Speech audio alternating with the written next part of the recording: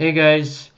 So there is a lot to talk about with this episode, and before I get into the meat and potatoes, one thing I want to mention is that after watching this episode specifically, I think we're gonna see the pacing kind of slow down a little bit, because this chapter had adapted chapters 227 to 229, and the thing is that only leaves like pretty much 10 chapters of the Meta Liberation Army arc left to adapt. So I'm thinking that, yeah, we're gonna see a little bit of a slowdown in pacing beyond this point, just so they can, just so Bones can pretty much fit the entire arc into into pretty much the last couple into the last episode perfectly, kind of thing. Maybe I'm not saying they're gonna add any filler, but that they're gonna slow the episodes themselves down maybe a little bit.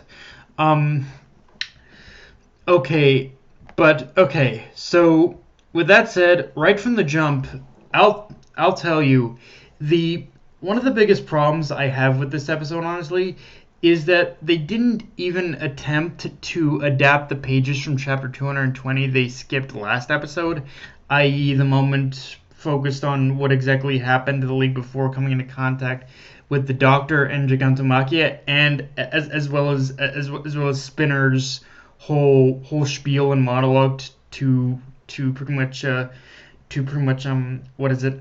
Fuck, what am I thinking? To pretty much Shigaraki. And the thing is, and here's the thing, it's easy to say that they probably just won't adapt that portion of the story, but weirdly, after watching this episode, I think I know what they're going to do with it, which is like with Toga's fight, they're going to wait for Spinner's fight in the arc to work it into that particular episode, which kind of works. But at the same time, I feel doing that is kind of a betrayal of what the underlying and overarching premise of this arc means, which is that, which is that everything we're seeing in some ways is happening from pretty much Spinner's perspective. Like, for however much this arc is focused on developing Shigaraki as a character, Spinner is our surrogate. He's the one he's the one whose eyes we're viewing this all from. With that said, this episode's primary focus is on Toga, and what was so interesting about this episode, even before we got to the actual flashback of Toga's past, is seeing her reactions to Miss Curious's Miss Curious's pretty much like provocations during this fight, because while Toga has been impulsive to say the least in the past, she's also very rarely ever been truly provoked either. But in this episode, Miss Curious definitely aired out a lot of Toga's dirty laundry, and yet it's also one of those odd situations where even though Toga was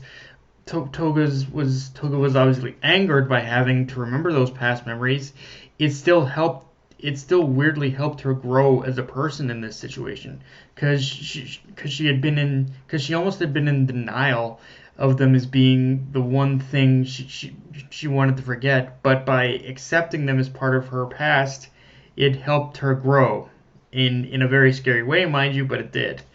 Now, let's talk about the flashback itself, because, yeah, in every way, shape, and form, it is brutal and it is unforgivable, the murders that Toga has committed. But as she also said, it's the only thing she's ever known, the only thing that's ever really made her feel not necessarily alive, but more like an individual, someone who hasn't conformed herself to becoming part of the collective society, which but at the same time even though that's one thing that has helped her stand out, you can tell it's still that in some ways she also wants to be part of the collective. It's kind of a weird contradiction her character has, but it's one of those things where she doesn't want to be entirely conform to society, but she doesn't want to necessarily be viewed. She never truly wanted to be viewed as a monster either. She just wanted to be herself. And and revisiting looking back on this material and revisiting it makes me realize just how much of an extremist commentary this is on Japanese society, where there are certain expectations of how you're supposed to act and conduct yourself. And Toga, again, is kind of an extreme example of how, whether by virtue of her quirk, not having a support system to help her, that idea of being part of that society was it. She started to realize it was impossible for her, and the life she lived and live now is the only thing she considers normal. Again, it's and but again, the thing is, even though it's the only thing she knows as being normal, it also provides insight as to why she's so interested in people like Ochiko or Izuku, because her love for them comes from the lives they lived, the life she doesn't have, and she just couldn't, and she just didn't have the opportunity to have. But it's to a point where this is the only thing she knows. Um, of course, the big thing to come out of this fight itself, between Toga and Curious, is that Toga's quirk evolves to the point where she can not only copy her target's appearance now, but also their abilities, which honestly, at this point, even though we just kind of gotten started with this arc, it makes her the most dangerous person in the league now. I mean, don't get me wrong, the stuff you'll see from Shigaraki makes him a monster, but makes him further into a monster, honestly. But because of the nature of Toga's powers combined with this quirk evolution, she'll be far more dangerous and difficult to detect now than she was before. The only thing they'll with this quirk evolution, the only thing that heroes and like Class A and anyone who goes up against her will have to rely on if she slips in terms of how she acts. Like, again, understand, she can create a near perfect disguise of whoever's blood she's drank or will drink at this point. Like, it's a perfect disguise now. It isn't like before where all she could copy was the damn appearance, was her just appearance. Now it's even more dangerous. And okay, now honestly, if I were to mention any legitimate issues I have with this episode, I'd say the biggest is that this is one of those episodes where the manga's artwork is so detailed in every frame that the episode only had moments of living up to what the manga had done. And frankly, I think this will definitely be a continuing trend with this arc and arcs beyond this point, unfortunately, of never being terrible.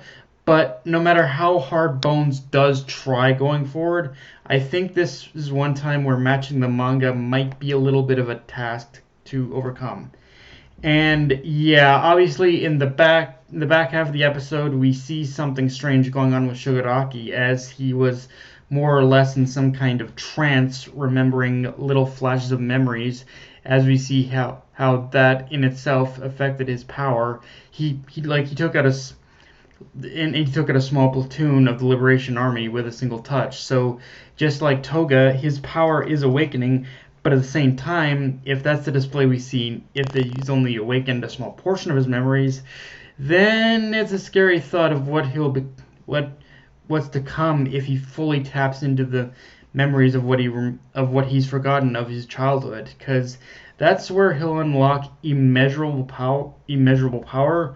But the moment it does and will happen, society will truly be up like Schitt's Creek without a paddle. Honestly, like the development that Shigaraki's going through right now, it is scary for society. We also get a pretty good amount of characterization for Re-Destro in his scene with Giron, showing not only how meticulous he is at planning, but how well his information network has allowed him to exploit the League's weaknesses, as he was able to correctly predict that even though they did get in contact with the Doctor, Noma production has in fact slowed down. But with that said, however, the fact that Re-Destro is not even aware of Gigantomachia not only shows gaps in that information network, but that the big guy really is the ace up Shigaraki's sleeve, because thanks to All for One, Gigantomachia has somehow remained the best kept secret. and the one advantage the League has right now over over the Liberation Army. It doesn't matter how, no, no, even if they succeed in doing it themselves. Now, the problem is holding out between then and now, because the Liberation Army, despite despite the League already having advantage, the Liberation Army itself has also proven in this episode that they have earned the reputation that they are the first thing from being pushovers either. So, yeah, it's going to be interesting to see how things play out from here, honestly. But with that said, guys, that's all I've got for this review. If you enjoyed the video, like, comment, subscribe. Follow me on Twitter, Analyst, Crunchyroll. Be sure to hit the notification bell, hit the subscribe button, and just share the video around, guys. Death Knight of Anime, signing off. Later, everyone.